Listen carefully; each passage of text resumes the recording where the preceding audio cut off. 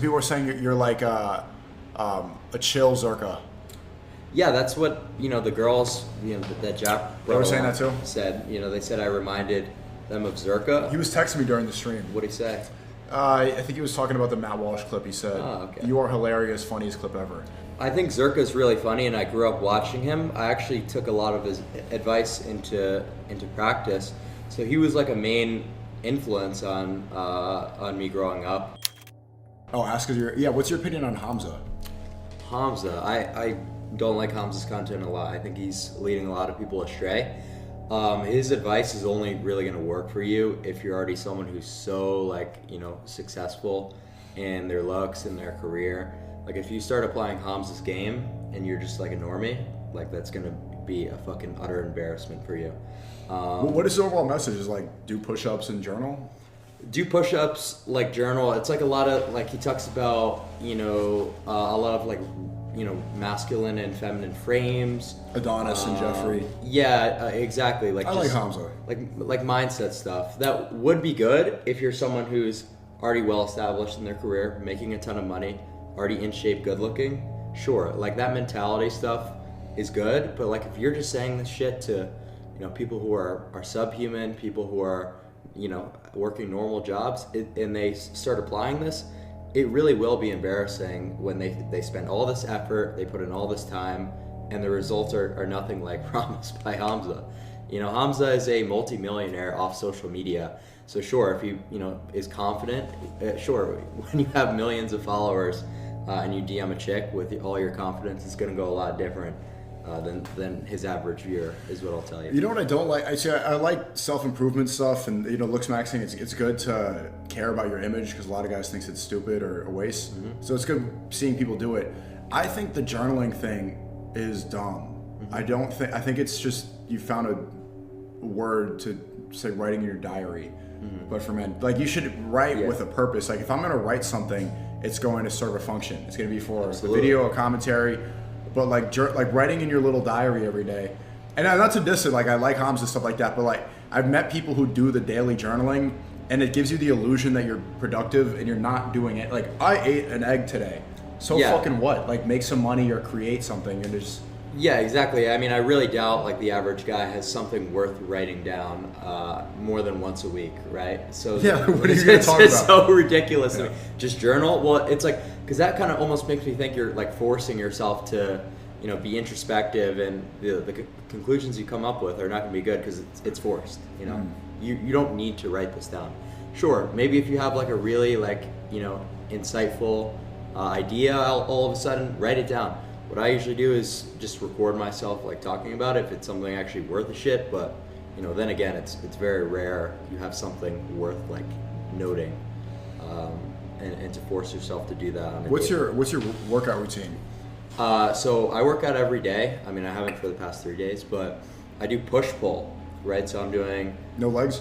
Well, it's part of it. So like on the push days, I would be doing my quad extensions. And on the pull days, it's the hamstring curls. Okay. So it's just that. It's literally just chest, shoulders, and triceps, and then back and biceps, alternating. Because a lot of people think that you need to train with this absurd amount of volume, but it's more about the frequency than the amount of training sets. So keep the sets low and keep the frequency of hitting each muscle very high.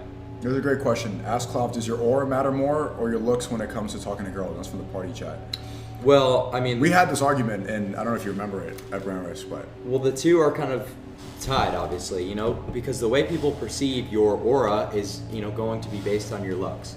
So that's the same, let's just use the word personality because aura is kind of just a ridiculous internet term. You think so? I think so. Okay. Yeah, it's not very specific. So just your personality in general is going to be perceived better right off the bat just based off the looks, the halo effect. So it seems ridiculous to isolate these two things. That's why looks are so important because people will separate all these things, but they're completely tied together. I brought up the example yesterday. We were talking about this. Charles Manson, right? Let's show you a picture of him. Yeah, but I mean, for every one example, there's a million, things that contradict it entirely. But aren't cult leaders the perfect example of like aura and personality and how important that is? Right. See, Charles Manson was like what 5'5" or something like that, and he ran a cult from like these beautiful LA girls and got them to murder for him. Okay, Right. well, I mean, this They is were like, all madly in love with this guy. not the. Is he a subhuman? Is he? No, I wouldn't say so at all. What do you think he I is? really wouldn't say something. I wouldn't say subhuman. But yeah, that's quite impressive. Sure, like if we've got 99th percentile manipulation abilities, that's going to go a long way. But for the average person, you're not going to be that percentile in manipulating women to be serial killers. I don't think. So someone like Andrew Tate, for example, maybe not the best looking person ever, but when you have all these other metrics in place, like how good he is with his game and how he's framing himself to women and his status, social media presence, whatever, you could kind of make up for one thing, right?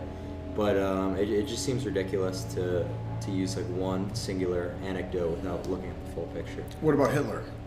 Hitler, like I said, And I'm not saying this politically. I'm saying because he had charisma, aura, Yeah, he commanded a nation, and not a traditionally good-looking guy. Yeah, he was able to captivate an entire country just based on his speaking. But I think a lot of that's to do with like his mannerisms and like how fanatical he was, the times. These really extreme examples, are these like really going to be applicable to most people? It just doesn't seem. Okay, so for the average person, looks is Yeah. more important than. Absolutely. than aura. Yeah, it's the most important metric. Yeah, and the two are interconnected. Okay, and what's the best way that the average person can get to the next level immediately? Well, you look at like the obesity stats in America, and the average person is just so egregiously overweight that you can't even really start to analyze what's wrong, what are the flaws in their looks, until they lose a substantial amount of weight. So just for the average person, getting to like 10 to 12% body fat is going to put you so far ahead of the average person that it's going to go a long way. And that's really not that hard. With stuff like the GLP-1s, Ozempic, it shouldn't be too challenging for you to get to 12% body fat. That seems very realistic to me. But Miami, you've seen the guy with the sleeve tattoo, an old dude with like a really beautiful, bad, big booty Latina, right? Mm-hmm. That couple's all over the city. Why does that happen? Well, I mean, status and money are certainly real, right? That'd be a complete clown to deny the status pill, that you can't pull women based on all these different metrics. I'm just saying that looks is the most important one. You have to come with the full package, obviously, or come with nothing at all these days, because it's a very competitive dating market. That's how I think about it. Yeah. We could go through a million different examples of how did this guy get this girl, and there will be like weird circumstances sometimes. But I think if we just say things as an overall look into how things are, looks are the most important. What do you think about tattoos? I think tattoos are low class, degenerate. they make you look like a thug. Yeah. You don't think? I have a lot of tattoos. Yeah, I mean, it's not something I would ever consider. Right. Yeah. No, I see that. I think they look worse on women. I think they can. Oh yeah, no. Some can look 100%. tasteful. Yeah, I mean, some people have like the phenotype, like the look. It's like super tan, like roided up. With rocking the tattooed arm sleeves. Sure, but the women that you're gonna attract based on like this SM, you're putting yourself into a whole nother. SM what? Like based on like the SMV. Oh right, like, sexual market. Yeah, increase of like getting tatted up. You're really like changing the women that you're gonna be attracting to a high degree. Okay. People are saying, well, what's my PSL score? I don't really like to do the whole rating thing. I think that's really like shitty and retarded. Like okay. I saw you talking about that too. Yeah, like, but people say like, yeah. I was wondering if you're gonna get upset about that, but that's just my genuine. No, not at belief. all. Okay. I mean, I would have to recall what you said exactly in the clip. The chat was saying Clav, Mog, Sneako, Clav, Mog, and I said, yeah, then go suck his dick, faggot. Then go fuck him. Like, what does that mean? Well, yeah, I mean, it just doesn't really matter. It's like there's a million people who mog me, so it's like, what are we gonna go through each one of them and like say this or do like a rating? It's like I know I have to improve. I'm sure you have to improve. It's like I'm not really gonna base that off of one singular individual. It's like I think it's fine to put yourself in a percentile. Like, hey, I'm around the 80th percentile in terms of looks, and I want to get here. That's fine. But using like these individual examples, like rating your friends, it's not something I like to do. So what does PSL mean? It's just like a scoring system based on like the LooksMax forums. Like it's 3 LooksMax forums that. Okay, is that on Reddit, 4chan, or is he? No, all forums that got taken down. Well, how come? Well, do you know like Elliot Rodger? He was on there? Yeah. I knew it. I knew that guy was there. Well, so he was a poster on there, and yeah, we were talking. You forgot. I talked about Elliot Rodger. I brought him up. A little bit, yeah. I do remember bringing that up, but no. So he got those forums taken down, or one of them. Okay, so he was active on there, and then he shot a bunch of girls, and okay. He actually didn't. He actually shot half of them were guys. So it was kind of just he was just spurring, like he's insane. So he was lied about. Yeah, and that's kind of like those types of people really can just ruin a community, because I like to think of myself as pretty logical about it. I know it's like something I could use as a driving metric or whatever to improve my life. But when you have guys like doing mass shootings and taking it to that level, it makes me look fucking insane for just realizing that looks matter. Mm-hmm. So it sucks. Okay, please. This guy keeps spamming Clav. Does the dick pump work? It does. The dick pump works. No, it doesn't. Yes, it does. Yeah. When you fill up a vessel with edema, you're stretching out the ligaments. Wait. I don't get. So what do you pump it up like a? What is it? Just you have suction, and you're using air to draw pressure and expand the ligaments and all the tissue. So over time, you're gonna get more size. They're saying, "Show, you can make a lot of money selling these products if you sold it." Well, they're already all out there, so okay. You guys could all get that going. Okay. They're saying, how do you think I can improve? I mean, I definitely don't think you should rock the buzz cut. Grow out the hair? Yeah, I think that's what they say every day, so maybe I think they're vindicated. Yeah. They shit on the bald look all the time. But I feel like you also did that to a degree for like, you're making a pivot in your content a little bit, right? Like you're trying to go back to some of your older stuff with like the more cinematic stuff. That's true. I think I like to have different hairstyles for different eras. Yeah, exactly. So that's like a totally different thing. And, it doesn't really matter too much. It's more about the face than, but that's a good way to frame, your skull. Should I get the double chin surgery? No. I always tell people who are influencers, it's like absolutely not. And that's why it's hard for you to kind of conceive a little bit about, why I'm so like into this. Because you're an influencer, like you've got a ton of status, you've got a ton of money, so you're able to like do well, and obviously you're already good looking. So, there's no, like this stuff doesn't really resonate with you because everything is going so good. But imagine if you were just like a normie who's not good looking, you might think about it a little bit differently. So you kind of have to empathize with different perspectives and put yourself into their shoes to figure it out, So you care about the everyman. Yeah, absolutely. I think you do actually, to be honest with you. Why not just continue mogging? Why help out other guys? Well, I mean, I like to think of myself as empathetic, and I see how treacherous society can be for the everyday person, and I've been the everyday person, and I never will. I'll never forget that. I'll never forget what that feels like.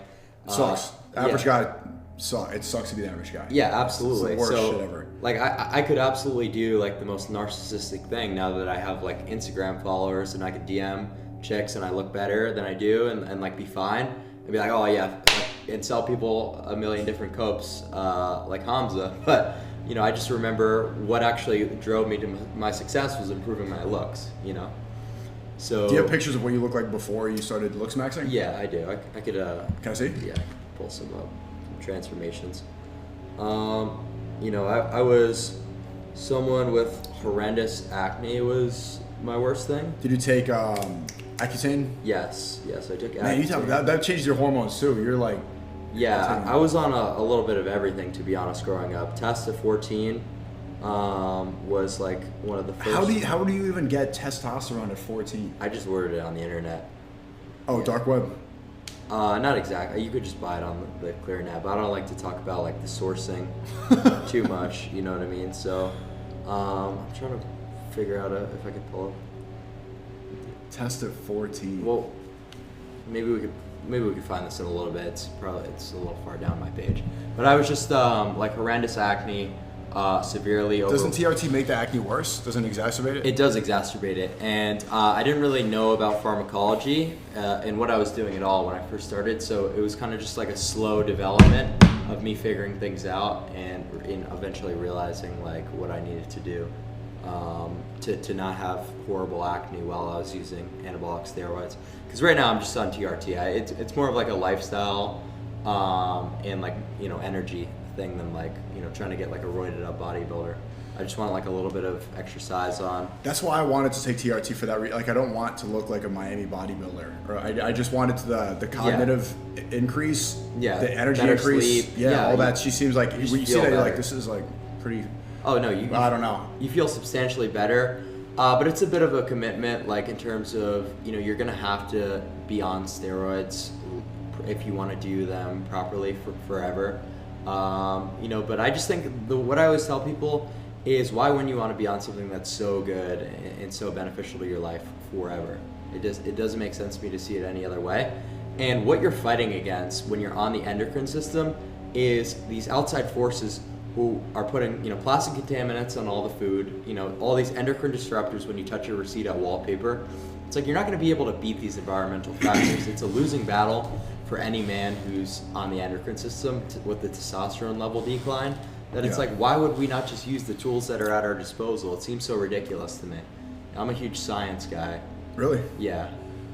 Yeah, so absolutely. And I understand there's like a lot of, you know, skepticism of like mainstream industries, like, you know, because of the mainstream media being so dishonest, that they kind of apply that to science and all that kind of stuff and researchers, when it's just really not the case, you know. People are asking, are you going to be infertile? Do you worry about like having children? So right now, I am infertile, but I'm not able to have a kid right now. But if I wanted to, there's a protocol I can put in place to be immediately good again. Wait, why are you infertile right now? So it's just like a negative feedback loop when you're, you know, not needing to produce testosterone anymore because your body realizes, okay, we're getting it from an exogenous So you're not producing source. any testosterone naturally? No. None? No. Oh, I'm not taking TRT, bro. Well, how do you think it works? You just don't, your body realizes we're at a certain level we don't need anymore, so it stops producing it. So how do you fix that? How do you have kids? You just take something that, you know, signals your brain to restart the production. You stop taking the testosterone, your levels start to diminish, you know, you agonize the receptors, and then your body just starts producing it again. So have other people done that before? Yeah, dude, like the chance of, you know, being completely infertile is like 1 in like 100,000. You should freeze some sperm. You've got to do that before you make the commitment. Right, but next time, like, unless you, you know. Yeah, you could do that. The next reset. But dude, like the odds of, you know, going permanently infertile are so egregiously low that it's not really necessary. So everyone's saying it doesn't work like that, but they're not. They don't know. They're not well versed in pharmacology. You know? So that's not how it works at all. And we could look for examples of, you know, who's actually going infertile. It's all people who are using trenbolone that has like long acting. Yeah, have you ever taken Tren? I have. Yeah, I took Tren earlier this year, but all my hair started falling out, and it made me a little crazy. So. Crazy, like emotional? No, dude, I mean, I was just like, I was working as a security guard at the time, so just like anger issues and stuff. Oh, okay. You know, like That's a traditionally black job, the security guard. Yeah, definitely. It definitely is, but I lived in like a relatively nice area, so. Oh, okay. Yeah, that kind of. Wait, what was the craziest thing that happened? Like that you did? Why did you go crazy? I mean, I just like wanted to, obviously, like I'm not like an impulsive person, you know what I mean? So, like it's just like you think you get like more mad about stuff, like people say mean things to you, like, and you just get more upset than you usually would. So I was like, I don't really need to do this, but it was mainly the hair that was the reason that I stopped doing it. But it grew back. Yeah, I grew back using minoxidil, which is another pharmaceutical. That's also a hormone. No, changer. it's not a hormone. It doesn't change your hormones? No. Okay. It just helps with like blood circulation and stuff like that to your hair follicles, and starting up new growth. So minoxidil is very safe. It's commonly prescribed. Really? Yeah. Oh. Absolutely. People gotta get on. Finasteride is what changes your hormones. Yeah, so it's a DHT blocker, but DHT is only a hormone that's necessary for you as a man when you're developing, like when you're going like through early stages of puberty. Once your dick stops growing, there's nothing that DHT is going to do for you. Besides, So what are the downsides of that? So about 1% of finasteride users have post-finasteride syndrome, where it slightly lowers their libido and gives them like some sexual. My friend said that happened to him, like he wouldn't get horny and he couldn't fuck his girlfriend. But a lot of that is it's all acute, so it's all when you're using the drugs. So if that happens to you, if you're the 1%, then that's only going to be while the drug is active in your system. So it's not that big of a deal really. And what I always tell people is, if you have no hair, you're not going to have anyone to use this fucking libido on, and the odds are so goddamn low. It's a lot of people giving themselves like the nocebo side effects, just like they read about the potential libido issues and they trick themselves into thinking it, and I'm just like... No, but it was bad. My friend, it was really bad for him. Okay. I don't know, that's a one case thing. Someone keeps in the chat saying, ask about Tomcat Alley, and I do actually have it here. What's Copliments is what I would call it. Okay, so you need to take TRT. Dude, it's all copliments. Tomcat Ali, like... It doesn't do anything?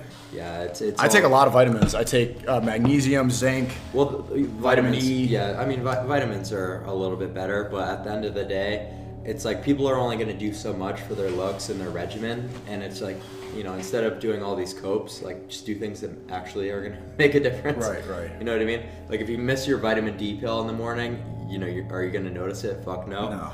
No. If you miss your TRT, you're going to fucking feel it. Well, you probably won't feel it, but if you miss a lot of them. Right. But what it's actually doing for you, for your body and, for your physique, it's, there's different levels to this shit. Yeah, when I was younger, I used to take Adderall when I started when I was 11. Mm-hmm. And my mom found something that changed it. It was like, oh, it's a natural Adderall.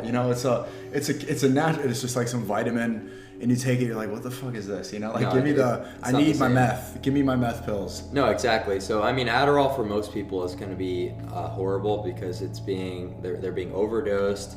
Their receptors are being fried. Like people are only supposed to take Adderall 5 days a week. You're not supposed to take stimulants every day. Yeah, why is that? To get out of your system? No, because they stop working. Like you start to downregulate your dopamine receptors to such a high degree that your baseline state is, going to be the same on Adderall, after like 6 months if you're just taking it every day. The doctors, that's what they don't realize. It's like you're gonna feel great at first, but then it's just gonna be the same. And your tolerance builds up. My doctors would tell me to take it all the time because it's like medication. Ridiculous. But I'm like, this is a drug. I was 11, like, no, this is getting me high. It's a drug. I shouldn't be taking it when I'm playing soccer, Yeah, then it's gonna just stop working, and now you're just dependent on a drug. You try to taper off of it, and then you're basically like bedridden all day. So when I talk about like, the math and like the Adderall stuff, it's like I'm able to use it because like I'm strong-willed, but I understand that probably most of my audience isn't going to be. No, yeah, the majority of people, same thing. Like they can't gamble without becoming addicted. They can't drink without being retarded. Exactly. That's why just like it's almost unfair to me that the viewers are retarded, because it's like I'm trying to put you on some game here, guys, but your willpower is just like less than that of a woman. So it's like now I'm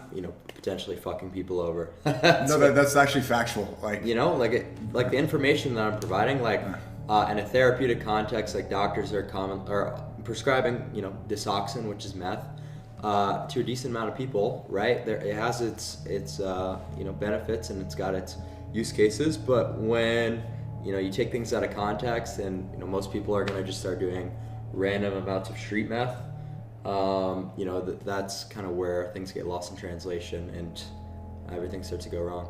Yeah, you can't. They're saying, is your phone vibrating? Yeah, I gotta fucking turn this off. Oh, my bad. I didn't even hear that, Chai.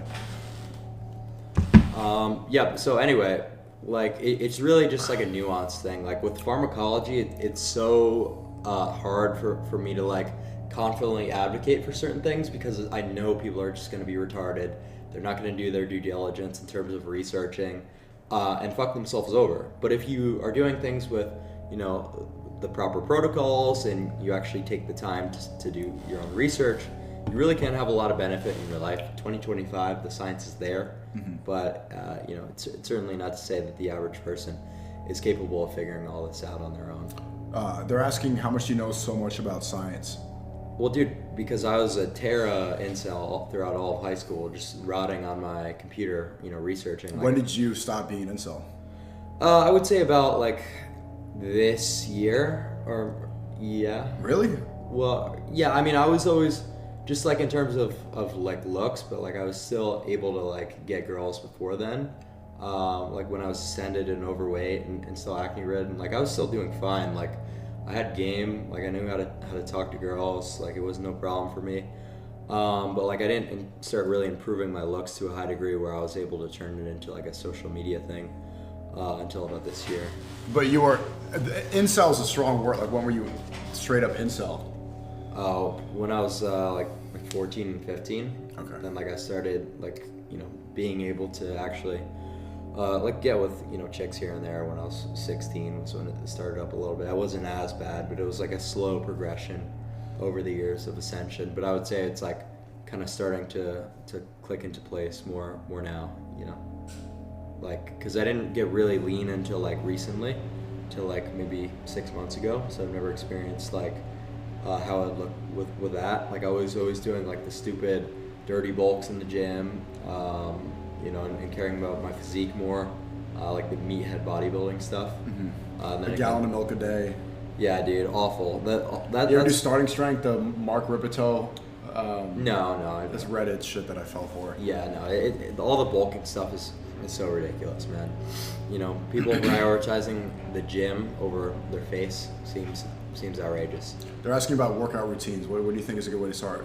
I think the best way to start in the gym is just going in there and just doing random shit, because if you give people like this, too much to do, they're gonna if you give them like a PDF protocol and like you tell them like all this stuff about dieting and you expect it's gonna them, overwhelm them. Yeah, if you expect them to be as dedicated as you right off the bat, you're gonna really just start to alienate them. So you need to let people just slowly progress. Just work out till they're tired. And figuring things out on their own. Like you really shouldn't go in there with a plan. You should just slowly start to like pick things up, because you work out, and I think you should work out in a commercial gym. Just watch what other people are doing. If you do something ridiculous, you're gonna know, because people are gonna be like looking at you like, what the fuck.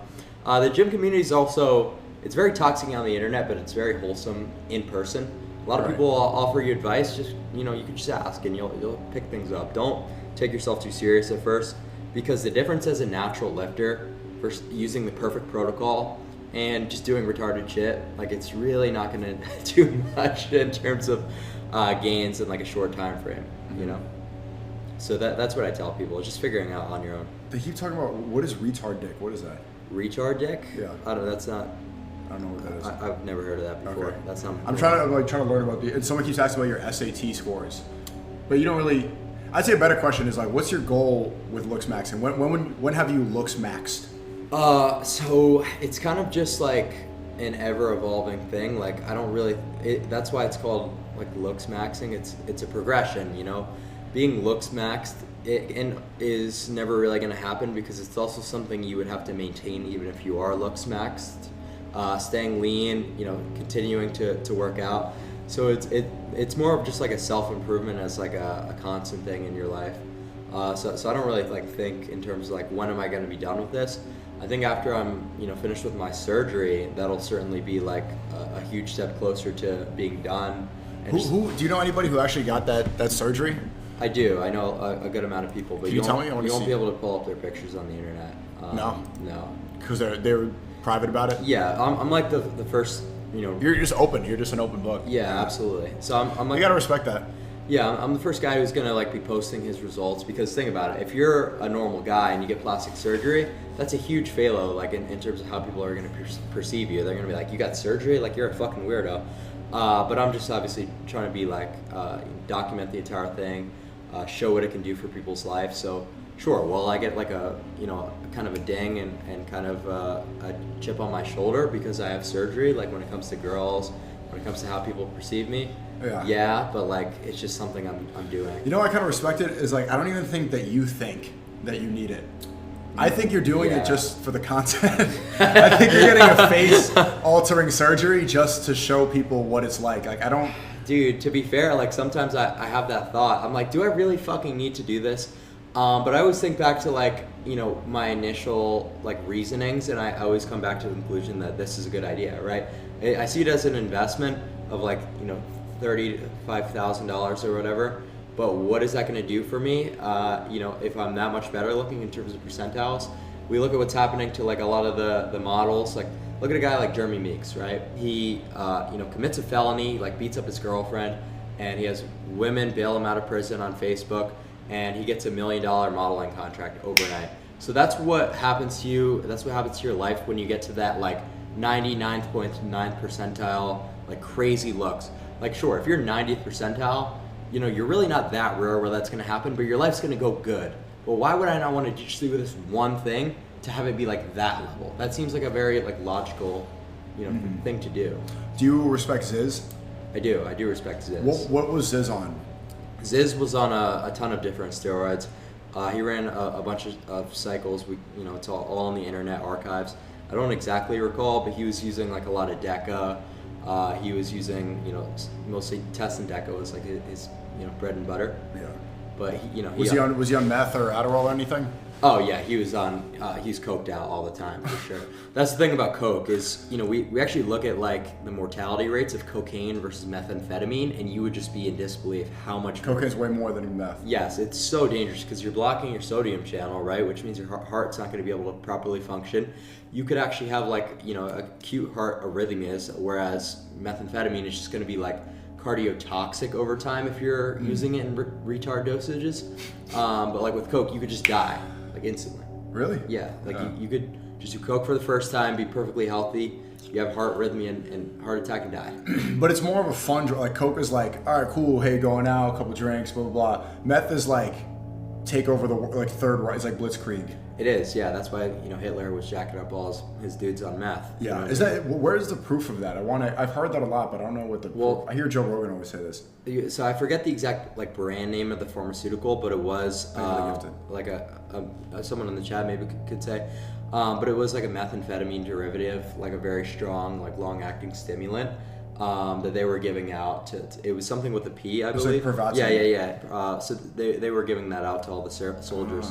And there's a lot of documentation of the pharmaceutical aspect of it. Where did you have trouble finding information about that? No, I just hear like it just sounds like something Joe Rogan says, but I've looked and I've never found any information about that. Yeah, I mean, like he never wrote about it in my conference, said it in a speech or anything.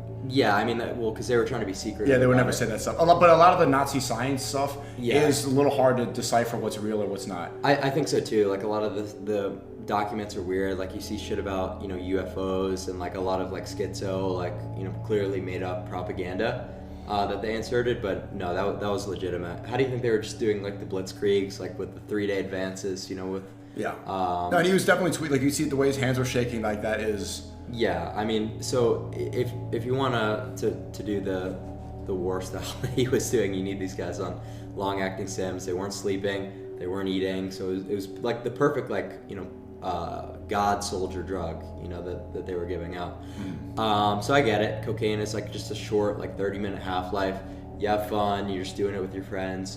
So this is like a little bit different, but coke is like really, really bad in terms of its health profile.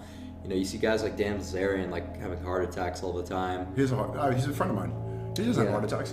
Yeah. I think he had 2 or 3. I never heard about that. I know he's on TRT. He's open about that too. Yeah. No. So when you have like all these different mechanisms in place of cardiotoxicity, you really shouldn't be exacerbating them like with the high blood pressure. I didn't think he's a coke guy. I know he's like does shrooms and stuff. Maybe he's not open about it, but that's clearly why. I never heard about the heart attack thing. Yeah, no. So coke is horrible for you. Very taxing. When Ziz is doing all these roids and then the excess. That's to balance it. Excess toxicity. He can't be doing party drugs. It's like one or the other, really. What do you think about the sauna? The sauna, I think it's good, but it's just like with how much time you have in a day, is it something that you should actually like dedicate yourself to? It's not that like 20 minutes in the sauna. Yeah, but can you have those 20 minutes be better spent to like a looks maxing pharmaceutical protocol? Probably. I just don't think like it's necessarily fair to think about these things so like narrow-minded, where it's just like, oh, like the sauna's good, like it has this benefit, but it's like, yeah, but is that really worth like the time investment? Like, and then we start stacking up all these different things. Now you've got like a 4-hour routine that is really not doing much for you. It's like, yeah, just use the sauna when you're hungover. It's like there's no reason to have like a full protocol out of it. I go to the sauna pretty much every single day. Yeah. I love it. It's addicting. I mean, I'm not saying it as a substitute for TRT or meth or something. I'm just saying. Yeah. No, I get it. But that's just my point. It's like... Because you seem to have done a lot of research on science. Like, what are the actual benefits? It's hard to hear. That's another like Joe Rogan thing. It lowers your cortisol. It's got some cardiovascular benefits. So it does have benefits. That's literally just the way that I think about it. It's like, okay, now I have to shower after a sauna, and now I have to do all this. It's just like a return on time investment thing for me. Okay. I just don't see it as worth it. So you don't go in the sauna? No, I don't go in the sauna. But I'm not against it, you know. If you've got the time to be in the sauna, fuck it. There's really no downside. So what do you do for recovery? You don't do cold plunge? Or... I do antioxidants. What is that? Something called glutathione. So glutathione is a antioxidant your body already produces. But I'm just using exogenous sources to have like, you know, a lot of it. Like, you know, like the IVs and stuff, like NAD, glutathione. Yeah. Like Aiden's big on that, but I'm just doing it myself because the nurses like who are doing the intravenous they don't put the right doses and stuff? Yeah, they're underdosing it. They're overcharging. I was paying a lot for NAD and vitamin drip. They would pay like $400 for it, and I felt nothing. Exactly, yeah, because it's underdosed. It's not what you need, and they're just ripping you off. But NAD is like phenomenal at regeneration. So NAD does work, dude. Yeah, NAD is great. Like it's one of the best things. Like you will feel so much better acutely if you're using properly dosed like real NAD, not just like the Cope underdosed like IV drips. Yeah, that stuff. So and glutathione too. You know, but both like amazing for regeneration. Like you go out for a crazy night of drinking, like I did on the jet. I got home, pinned all my glutathione, and I was good to go. No hangover. Yeah, no hangover. Yep. So you know that's glutathione. Kind of... Oh, you just inject it yourself? Yeah, I inject it. Where do you put in your thigh or? Yeah, so I'll do some things into my quads and some things into my glutes. Just anything intramuscular. Okay. So it's really not that bad. It sounds like overwhelming to the first person to like, you know, put a needle inside yourself for the first time, but like we're talking about a small prick. You know, you've been injected with 1 million flu shots. Why not something beneficial to you that allows you to not be hungover? So just like what you're getting out of able to just like get over the fear of injection is so much. You know, you're just gonna take your life a whole, you know, long way compared to what you could do naturally. I'm gonna cut the kick stream and bring people over to party for the rest. Okay. A couple more things. Sure. I'm supposed to do. I went way longer than I'm supposed to. How many viewers did you have on that? I don't know. I don't know. So it's showing. How many people are here? How many we got? 4K. That's good. Nice. I never view bot either. That's what everyone's view mad. All right, so the CEO can't get mad at me if the fucking website's down. If he can't. Yeah, that's his fault. Oh, you have a deal on party? Yeah. That's good. Are you back on Kick? Yes, it's restarting. Okay, good. Let's see. Oh, we're back. Yeah, party. I don't know. Party's broken right now, so fuck it. We were talking about meth.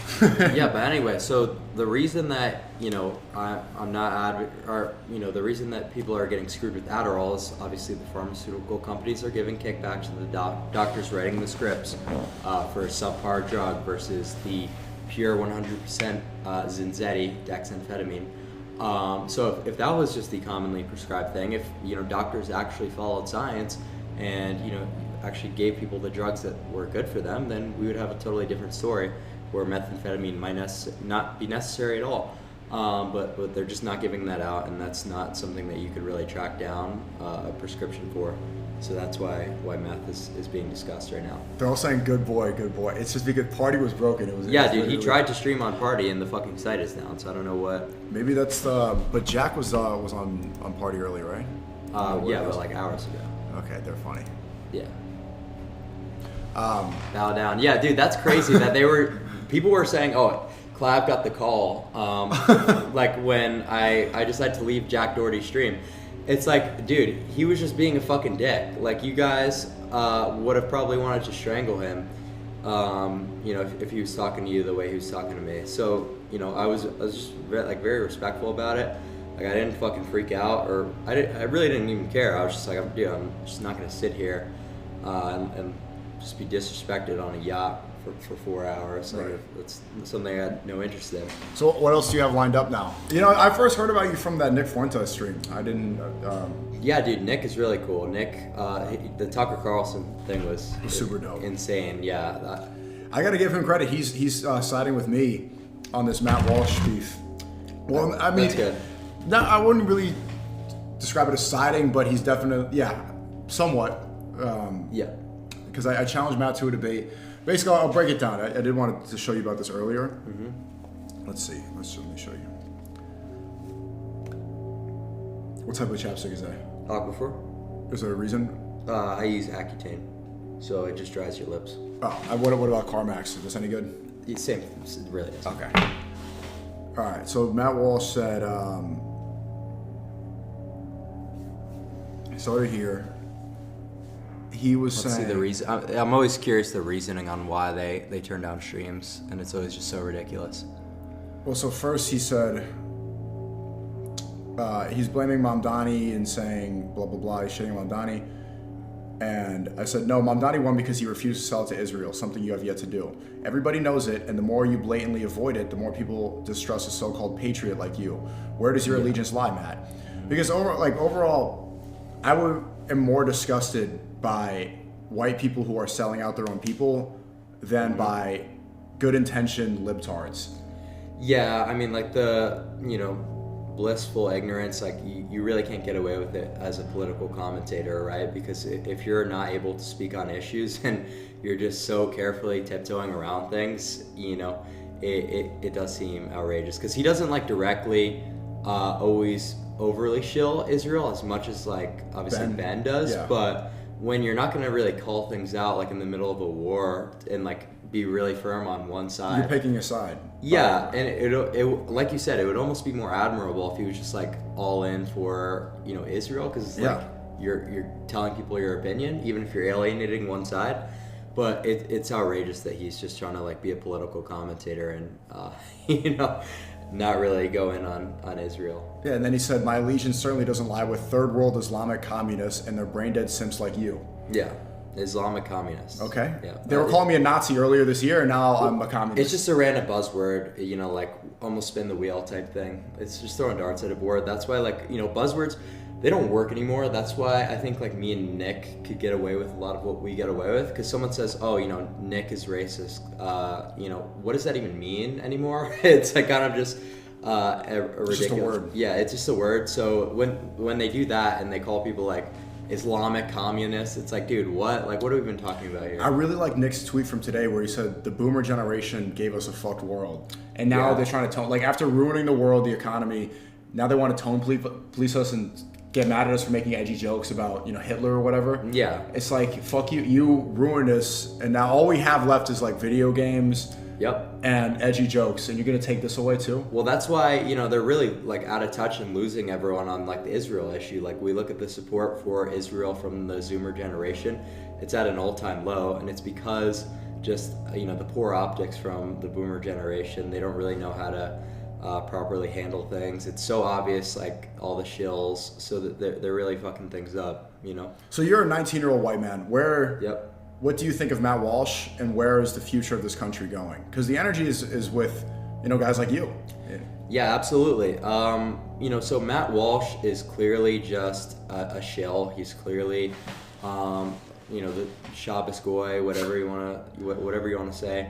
And I think it's really ridiculous to like avoid the debates with like the alternative platform streamers.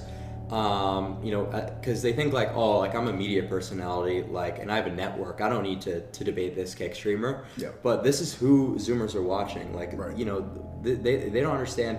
This is like the main thing now. And also, if you're gonna play the elitist thing, like, oh, I work for mainstream media, which is really just Ben Shapiro's company. Yeah. Fucking sell out. Then stop tweeting at me. Yeah. He's writing fucking paragraphs all the time. Saying like rage baited him. You would happily sell the whole country down the river and embrace the destruction of our culture and identity by anti-American barbarians, so long as the barbarians also hate Israel. I would say you're an insidious phony, but I think you're too retarded to be as insidious as you seem. Yeah, and they sneak in the retard. Like, look, guys, I'm cool. I'm based. Using the base word. Yeah. And also, if he's so angry and he thinks I'm stupid, then you should be able to crush me in a debate. Absolutely. That's what I thought. And so I just said, I'll happily debate you then. Tell me the time and place your boss approves of with the shocking dog. That's funny. And it got the ratio. And then I waited 2 days. He didn't respond. And so I said, good boy. Yeah, exactly. Well, I mean, because he obviously has his people, his producers say, hey, this isn't a good idea. Sneako might be able to, because when you get someone on like open air, things could really take a turn any direction. Like you force them into positions, you force them into taking sides. Whereas when he's just got his like well scripted TV show with a bunch of like people in black suits behind the camera, things are a little different.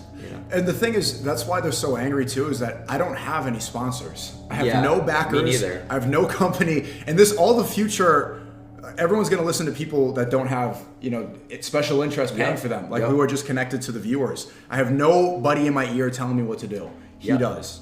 Well, besides, we both have Aiden Ross. No, I'm not. You're the new SSP. They traded out Combi for you. I'm just kidding. Did they? I don't know. No, but that was so stupid that they were like, Aiden called you. It's like, bro, like he was just. That was Kick Sham. He's in the chat right now. He knows what he's doing. Yeah. Fuck you guys for that. And then then I responded on stream. I'm just gonna give you the rest of the breakdown. I don't want to bore you too much. No, I find it really interesting. I don't talk about politics much, so it's always refreshing. Yeah, I mean you're well versed, like the way you speak on it. Then he said, wow, this basically keeps running. Why would I debate Israel's influence on American politics? I don't think any foreign government should have any influence over our country. And this is the cope, and I want people to see that clever little language he just did. Yep. I don't want any country, any foreign government to have influence over our country. Hey, the thing is only one does. Yeah. It's not like Qatar, they say Qatari funded or Russia funded.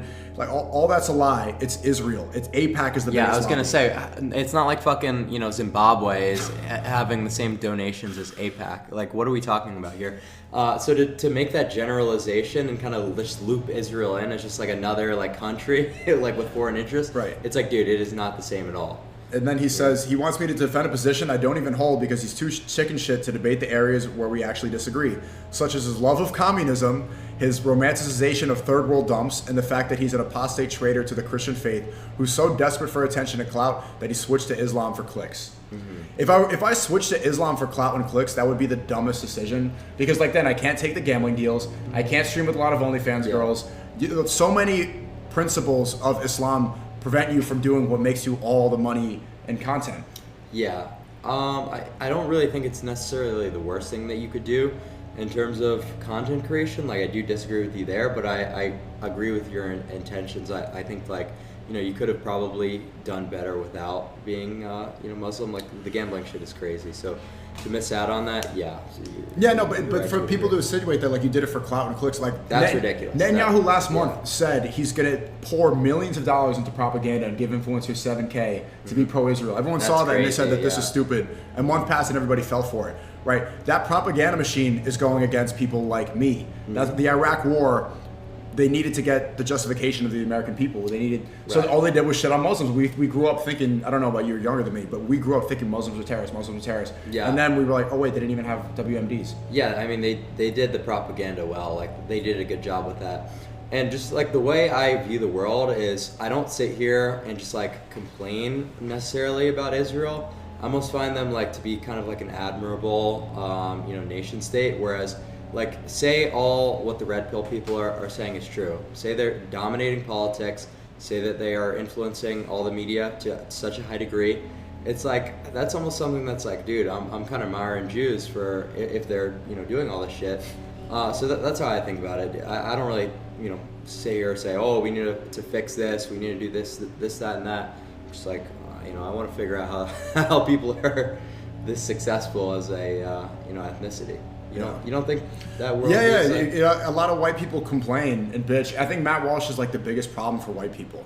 Yeah, I think guys like him. He starts his show every day and talks about like he's appealing to white people who are angry that the population is declining. Mm-hmm. And he's like, this sucks, and transgenders, and everyone's like, fuck yeah. Okay, but address the problem, right? Why is this happening, and then how do you fix it? Instead of just getting there and being angry all day, I want to see somebody with the solution.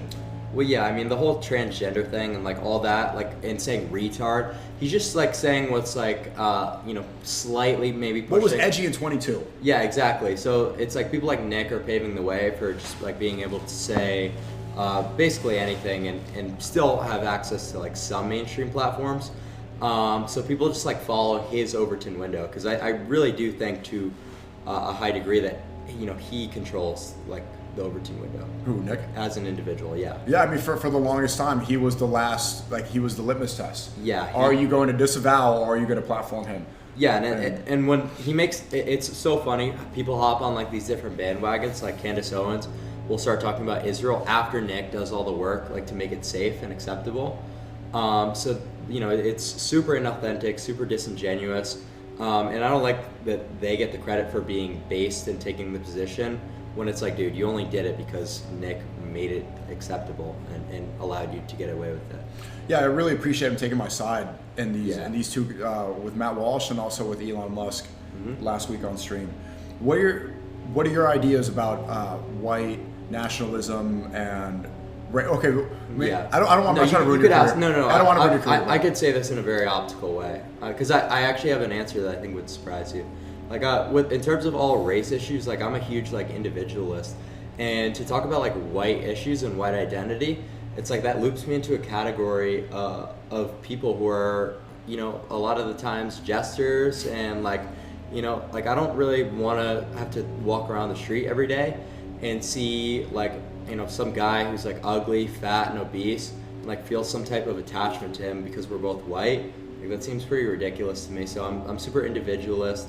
Like I really just care about like all these different social metrics, like wealth, looks percentiles, things that actually matter. And like sure, race might play into looks to a high degree and play into income. Like we make correlations and draw comparisons. But at the end of the day, I'm not looping myself into a group and feeling attachment to anyone just based on things. Would you date out of my control? Out of your race? No, I don't think so. I don't. Definitely not. No, why not? It just, there's really not a lot of commonality between me and people and women outside my race. You don't find like Latinas attractive? A lot of white guys like Asian girls. Yeah, it's like it's not really necessarily about attraction because to actually date it's a little bit different of a question. Like, would you have sex with a girl of a different race versus like would you date? Because that's like where it starts to become more about like cultures and like how you grew up and like finding some sort of relatability versus like actual initial attraction. So no, I wouldn't date outside my race. It's just like what do I have in common? Like I wouldn't be able to find that. Yeah, but how much do you really need to have in common with somebody you date?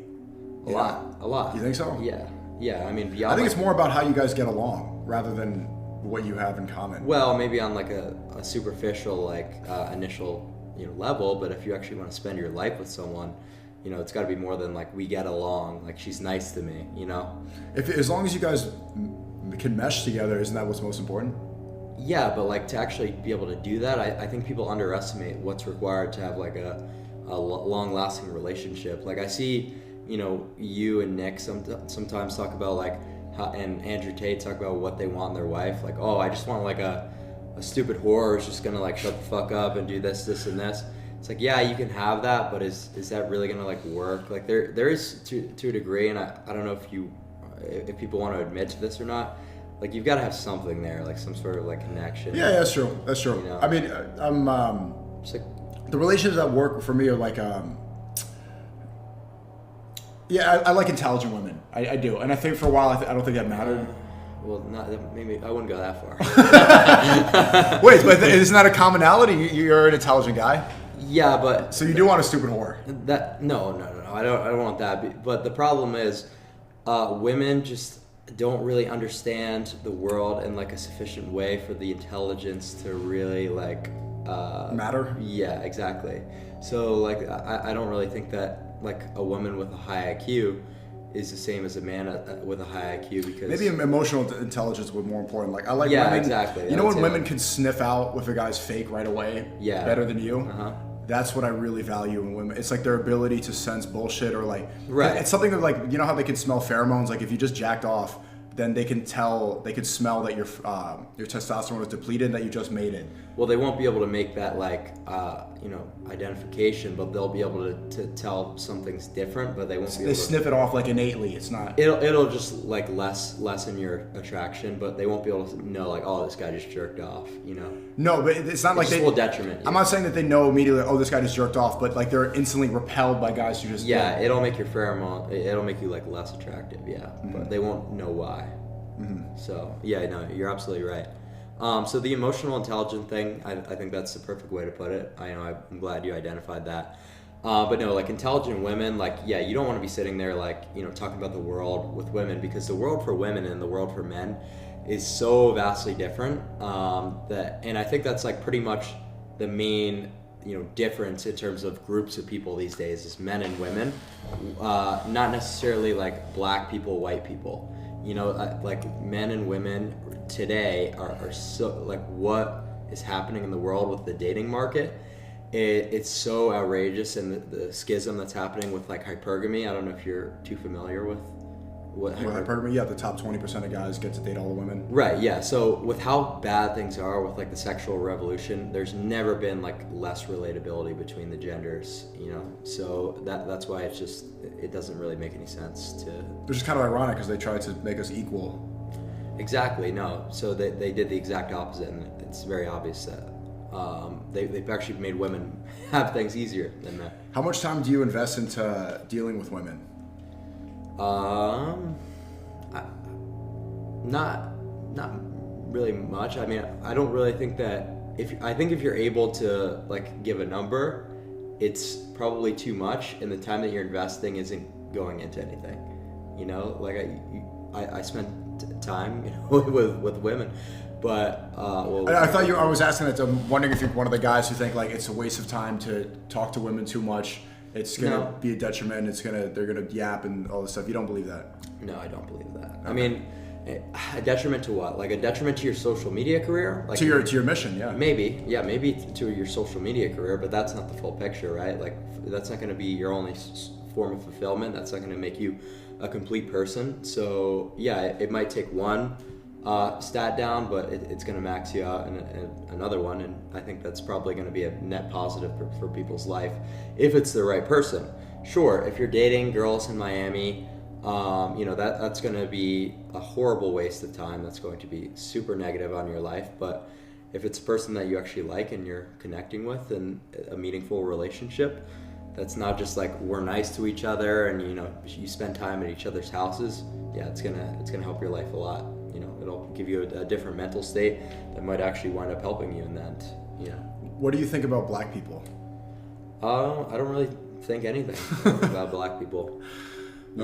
I think that the whole race thing is a little bit overdone by the right-wing community. They talk about it too much. Yeah, it's really not like the main issue. It's not really like the main men's issue at all. I think people are really thinking about the wrong things a lot of the time. So that's pretty much all I have to say about that. Okay. No, because earlier you were just saying that you like using slurs. Like it's fun to. Like exactly. That's what you like about Kick. Yeah. So I just like being able to be unrestricted in my speech is like a big important thing to me. But I'm not like someone who's racist like whatsoever. So it's really just about that freedom. Like I don't care about race. It's not something I sit here and like think about as much as some of the political commentators. Yeah. If you're black, if you're white, it's like the things that you have to do as a man are going to be the same. So it really isn't a concern of mine. It's just I need my freedom to be able to say the N-word and stuff. And I don't really think it has to have like a racial component. Yeah, component. It's just being free. Exactly. Yeah, man. It's funny. It's you're like, a wang half. Yeah, exactly. Okay. Yeah, that's exactly the way to put it. What about eugenics? Would you try to deliberately have a maxed out stats? Yes. Baby? Yes, absolutely. Well, I mean, why wouldn't you, right? So how does that work? Well, that's just like looking for women with like certain physical traits, like who are tall, who have like wide clavicles, who have certain like waist to hip ratios. So it's just like a lot of like autistic like number stuff that, once you become well versed in, you start to just like identify, like certain health indicators. You're like, okay, well this girl will create like a good physical beast of a kid with me, And to a degree, most people know what those are, but they can't articulate them. They just like know subconsciously. I'm just someone who is able to articulate them. Right. So that's where like all that comes in. So I think it's important to know like why people are attractive though, like with the facial golden ratios and stuff. What do you think about wiggers? The worst, literally the worst. Like when I see people, using ebonics and doing like the thug, shit. What the fuck are you doing? That's clearly not your culture. That's clearly not something you should be doing whatsoever. I really hate people with improper grammar, people with bad speaking abilities. It's not my thing at all. It is refreshing to see a white guy, you're 19, Yes. be a white guy. Yeah. Because every white dude now is trying to be Netspend. And they all dress like a thug and they try to be Cardi and they talk like that. Yeah. It repulses me. Yeah, it's the culture nowadays is horrible because it's like the streetwear stuff. It's like people wearing like fucking chrome hearts and shit. It's like you said. It's a lot of the influencers to blame for that whole wave. So maybe I could put things back together. You see how Nick wears like a suit every stream and it's like classy. It's admirable, so it's like, just be... But sometimes he has some Nick clothes. He'll put on like the Yay merch, like Bully, or like the hoodie and, the boots. Yeah, I don't know if you can call that like black clothes, but it's hip-hop leaning. I think it's more of just like an admiration for Yay. That's true. That's true. So that's what I would say. I really hate the streetwear fashion stuff, man. It seems like low class to me.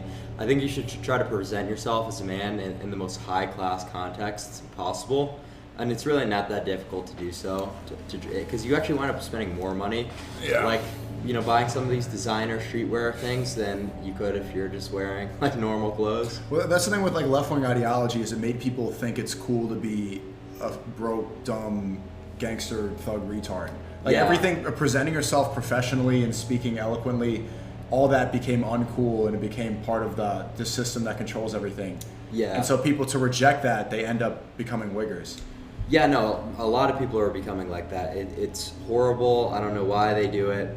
Well, actually, I do know why. Yeah. It's the rap, it's the influencers, but also at the same time, how are you not more like, strong-minded to not base yourself off of, retards you see doing live streams, like, who are essentially just gestures for your amusement, like when you're watching like gambling or like, retardation streams and they're talking a certain way, wearing clothes, and then you're like, oh yeah, I'm gonna do that too.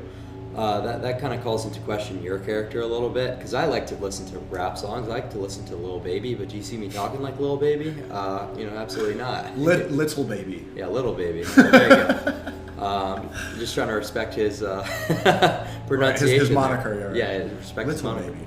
Yeah, Little Baby. So that's what I'm saying. Like, you really shouldn't be copying people you see on the internet. Right.